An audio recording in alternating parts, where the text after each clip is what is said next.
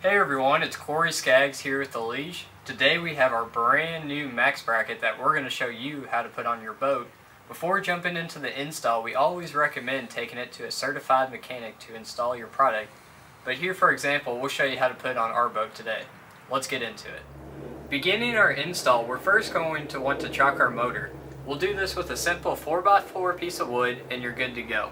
After that, we'll move to our top motor mounting bolt, where we'll slide the nut and washer off of this and then move to our bracket piece. Now that we have taken the weight off the transom with a block of 4x4, we're now going to move to removing the hardware off of our motor mounting bolts. So we're going to take the top washer and top nut off first, and then we'll also take the bottom nut and washer off.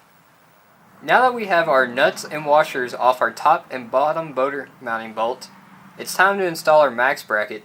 The beauty of the max bracket is we are pulling from both the top and bottom bolt versus our standard bracket, which is pulling solely from the top bolt. It's as simple as lining up our holes and attaching it. So let's do it. On this boat we are using the third mounting hole.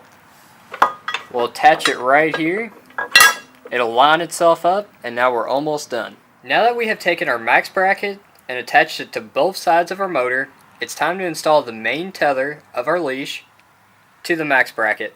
Simply take our 5/8 inch stainless steel bolt, run it through your tether, then take it to the provided hole, run that through, and simply attach your nut and torque it back down to factory specs.